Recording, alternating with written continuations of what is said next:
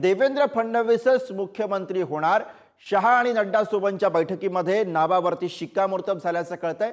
शिंदेंनी गृहमंत्री पदासह काही महत्त्वाची खाती मागितल्याची ही चर्चा आहे। शिंदेंची 12 मंत्रिपदांची अमित शहा यांच्याकडे मागणी पाहायला मिळते। सोबतच विधान परिषदेच्या सभापती पदाची सुद्धा मागणी एकनाथ शिंदे यांनी केलेली आहे। शिंदेंकडनं केंद्रामध्ये कॅबिनेट मंत्रिपदाची ही मागणी करण्यात आली आहे। त्यामुळे आता अर्थातच भाजपच्या भूमिकेकडे लक्ष असेल। गृह खातं सोडण्यास मात्र भाजपचा नकार पाहायला मिळालेला आहे। अर्थ खात्यासह इतर महत्त्वाच्या खात्यावरती राष्ट्रवादी काँग्रेसनं दावा केलेला आहे। दिल्लीतली बैठक संपली म्हणायचं आजच्या? नाही, असं काय संपवता कशाला, पण बैठक सकारात्मक झाली आणि काल तर मी माझी भूमिका स्पष्ट केली। आदरणीय प्रधानमंत्री आणि अमित शहा साहेबांची देखील माझी चर्चा झाली। आज अमित भाई आणि जे पी नड्डा साहेबांच्या बरोबर चर्चा झाली आणि आम्ही तिघही होतो। मी होतो, देवेंद्रजी होते, अजितदादा होते। बैठक अतिशय सकारात्मक झालेली आहे आणि पुन्हा शपथविधी कधी होईल साहेब? अरे बाबा, आता तुम्ही एकदम घाई कशाला करताय? सगळं काही व्यवस्थित सगळं होईल। पहिला कार्यकाळ आता काळजी भाऊ मुख्यमंत्री मी आहे, सगळ्यांची काळजी घेतोय। तुम्ही काय मागणी केली साहेब? अरे बाबा, केंद्रात तुम्हाला मंत्रिपद दिलं जाणार की राज्यपाल पद तुमच्या पक्षाला मिळणार? सगळं तुम्हाला सविस्तर मी सांगेन। तर शिंदेंची 12 मंत्रिपदांची मागणी गृह, नगरविकास, उद्योग आणि शिक्षण ही खाती शिंदेंनी मागितल्याची माहिती पुढे येते आहे। सांस्कृतिक, पाणीपुरवठा, आरोग्य आणि परिवहन या खात्यांची सुद्धा मागणी ही शिवसेनेकडनं, राज्य उत्पादन शुल्क विभागाची सुद्धा मागणी शिंदेंच्या शिवसेनेकडनं करण्यात आलेली आहे। विधान परिषदेच्या सभापती पदाची मागणी सुद्धा शिंदेंनी केल्याचे कळतंय। 12 मंत्रिपदांची मागणी, पालकमंत्री पद देताना योग्य सन्मान राखावा अशी मागणी शिंदेंनी केल्याची माहिती। गृह खातं सोडण्यास मात्र भाजपचा नकार पाहायला मिळतो आहे।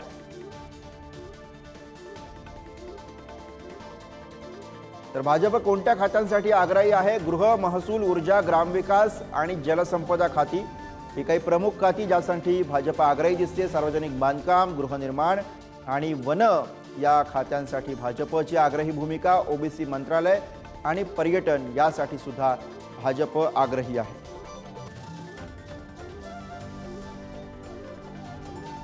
इकडे शिंदेंनी 12 खात्यांची मागणी केलेली आहे, दुसरीकडे भाजपकडनं सुद्धा काही खाती सोडण्यास नकार असल्याचं चित्र दिसतंय। तर राष्ट्रवादी काँग्रेसने अर्थ, महिला, बालविकास आणि अल्पसंख्याक या खात्यांची प्रामुख्याने मागणी केली आहे। मदत आणि पुनर्वसन, त्याचबरोबर वैद्यकीय शिक्षण या खात्यांसाठी सुद्धा अजित पवार आग्रही आहेत। आदिवासी विकास, अन्न आणि नागरी पुरवठा ही अजित पवारांकडची संभाव्य खाती असू शकतात। अजित पवार यांच्या राष्ट्रवादी काँग्रेसकडनं सुद्धा काही खात्यांवरती प्रामुख्यानं दावा करण्यात आलेला आहे। आणि या सगळ्या घडामोडींविषयी आपण अधिक बोलूया। प्रतिनिधी सुशांत सावंत सध्या आपल्या सोबत आहे। सुशांत, मुख्यमंत्री पदाबाबतची चर्चा आणि त्याबद्दलचा निर्णय जवळपास निश्चित झाल्याचं कळतंय, मात्र त्यानंतर आता मंत्रिपद कुणाच्या वाट्याला किती येणार यासाठीचं हार्ड बार्गेनिंग हे तीनही पक्षांकडनं सुरू आहे असं चित्र या सध्याच्या माहितीवरनं दिसतंय। अगदी खरं आहे गुरुप्रसाद, आपण सुरुवातीलाच म्हणालो होतो की मुख्यमंत्री जे आहेत ते देवेंद्र फडणवीस होतील आणि कालच्या बैठकीत खऱ्या अर्थानं त्यावर शिक्कामोर्तब झालं। काल जे पी नड्डांची बैठक ज्यावेळी घेतली त्यानंतर अमित शहा यांच्यासोबत जी चर्चा झाली त्यानंतर खऱ्या अर्थानं मुख्यमंत्री जे आहेत ते देवेंद्र फडणवीस होतील। मात्र त्यानंतरची महायुतीच्या तिन्ही प्रमुख नेत्यांची अमित शहा यांच्यासोबत बैठक झाली। त्या बैठकीमध्ये एकनाथ शिंदे यांनी खरं तर गृह खातं त्यासोबत काही महत्त्वाची खाती जी आहेत ती आपल्याकडे राहावीत अशी मागणी केली। मात्र गृह खातं सोडण्यास जे आहे ते भाजप तयार नाही, कारण त्याचं मुख्य कारण म्हणजे भाजप ज्या ज्या ठिकाणी सत्तेत येतं, ज्या ज्या ठिकाणी भाजपचा मुख्यमंत्री असतो त्या ठिकाणी भाजप स्वतःकडे गृह खातं जे महत्त्वाचं खातं प्रत्येक राज्यासाठी मानलं जातं आणि महाराष्ट्रात विशेषतः गृह खात्याला खूप महत्त्व आहे। ते गृह खातं भाजप जे आहे ते स्वतःकडे ठेवणार आहे। 2014 ते 2019 काळामध्ये जर बघितलं असेल तर देवेंद्र फडणवीस राज्याचे मुख्यमंत्री होते, त्यावेळी त्यांनी त्यांच्याकडे गृह खातं जे आहे ते ठेवलं होतं. त्यानंतर पुन्हा राज्यात सत्तांतर झाल्यानंतर देवेंद्र फडणवीस राज्याचे उपमुख्यमंत्री झाले. मात्र उपमुख्यमंत्री असतानाही देवेंद्र फडणवीस यांनी ते गृह खातं आपल्याकडे ठेवलं. अर्थातच गृह खातं भाजपकडे राहणार, त्याऐवजी एकनाथ शिंदे यांना कदाचित नगरविकास खातं जे आहे ते दिलं जाऊ शकतं. आणि आपल्याला जी माहिती मिळते ती आताच्या सरकारमध्ये जी खाती तिन्ही पक्षांकडे होती तीच खाती त्या पक्षांकडे राहतील. एकाच दुसरं खातं जे आहे ते बदललं जातील किंवा एकाच दुसरं खातं जे आहे ते वाढीव जे आहे ते दिलं जाईल. एकनाथ शिंदेनी खरं तर 12 मंत्रिपदं आणि एक केंद्रात मंत्रिपद असं त्यांनी मागणी केली. त्यासोबत विधान परिषदेचे सभापती पद देखील आपल्याला हवं. त्यासोबत पालकमंत्रीपदी जे आहे ते सन्मानपूर्वक वाटाघाटी झाल्या पाहिजेत. कारण आपण ग्रुप पाहिलं असेल तर मागच्या काळात ज्यावेळी सरकार बनलं होतं त्यावेळी पालकमंत्रीपदावरून कुठेतरी वाद निर्माण झाले होते. हे वाद आता नको. पालकमंत्रीपद देताना सन्मानपूर्वक विचार केला जावा. ज्या पक्षाची ज्या जिल्ह्यामध्ये ताकद आहे त्याच पक्षाला ते पालकमंत्रीपद द्यावं अशी मागणी जी आहे ती एकनाथ शिंदेनी केली. अर्थातच बैठक जी आहे ते गुरुप्रसाद सकारात्मक झालेली आहे. आता भाजपचे निरीक्षक जे आहेत ते मुंबई दौऱ्यात येतील. मुंबई दौऱ्यावर भाजपचे निरीक्षक आल्यानंतर सर्व आमदारांची मतं जी आहेत ती जाणून घेतील आणि त्यानंतर एक दिल्लीमध्ये रिपोर्ट देतील.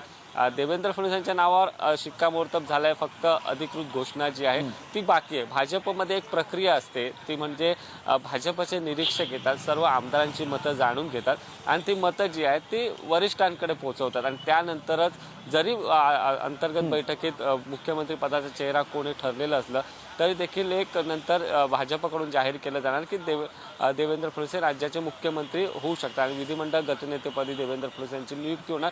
अर्थातच 2 दिवस या संपूर्ण प्रक्रियेला जातील.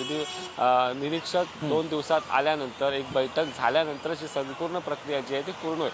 मात्र आपण जर बघितलं असेल गुरुप्रसाद, कुठेतरी एकनाथ शिंदे यांनी बार्गेनिंग पॉवरचा वापर केलेला पाहायला मिळतोय.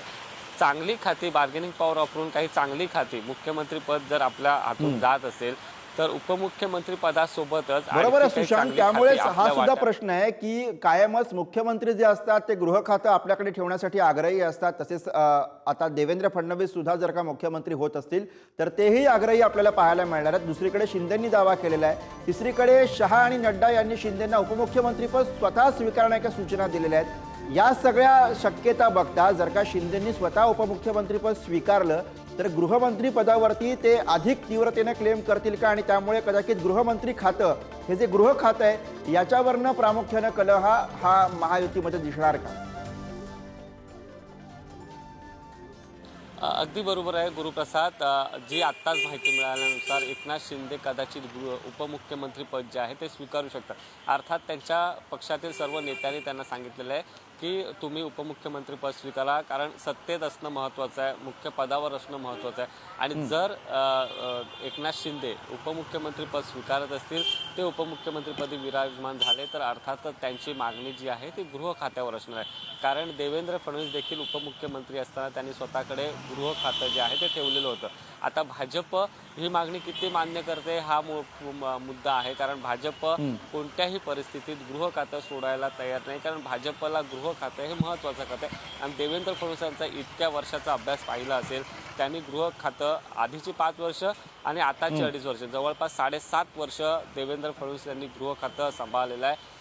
गृह खात्यावर त्यांचं एक कंट्रोल आहे असं म्हटलं जातं. त्यामुळे कुठेतरी भाजप जे आहे ते गृह खातं सोडणार नाही. आणि आपण जर बघितलं असेल तर एकनाथ शिंदे देखील या खात्यावर अडून बसू शकतात आणि त्याचमुळे कुठेतरी वादाची ठिणगी जी आहे ती अर्थात आपण जर बघितलं असेल तर सगळं सुरळीत सुरू आहे. महायुतीमध्ये मुख्यमंत्र्यांनी स्वतःच सांगितलेलं आहे की आमच्यामध्ये आता काही नाही, कारण निर्णय जो आहे तो दिल्लीमध्ये झालेला आहे. आम्ही आता तिन्ही नेते मुंबईत एक बैठक घेऊ आणि निर्णय कळवून लवकरात लवकर सरकार स्थापन करू. त्यामुळे आता गृह खात्यावर नेमकं कसं समाधान मानणार आहे, म्हणजे गृह खातं भाजपकडे ठेवण्यात भाजपला यश येणार आहे का? कारण भाजपची आग्रही पहिल्या दिवसापासून मागणी होती की गृह खातं असेल, महसूल खातं असेल, नगरविकास खातं असेल, जी क्रीम खाती आहेत ती आपल्याकडे राहावीत. मात्र आता जर भाजपने गृह खातं स्वतःकडे राखण्यात भाजपला यश आलं तर कदाचित दुसरं एखादं महत्त्वाचं खातं जे आहे ते एकनाथ शिंदेंना देऊ शकतात.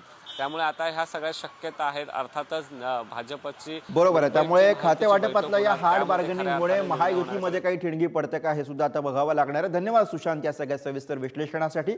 आणि काल या सगळ्या बैठका सुरू असताना शिंदेची प्रतिक्रिया आली होती. त्या बैठकीमध्ये त्या प्रतिक्रियेमध्ये त्यांनी नेमकं काय म्हटलं होतं आपण बघूया. ही दिल्लीतली बैठक संपली म्हणायचं आजच्या. नाही नाही, असं काय संपवत आहे कशाला. पण बैठक सकारात्मक झाली आणि काल तर मी माझी भूमिका स्पष्ट केली. आदरणीय प्रधानमंत्री मोदी आणि अमित शाह साहेबांची देखील माझी चर्चा झाली. आज अमित भाई आणि जे पी नड्डा साहेबांच्या बरोबर चर्चा झाली आणि आम्ही तिघही होतो. मी होतो, देवेंद्रजी होते, अजितदादा होते. बैठक अतिशय सकारात्मक झालेली आहे.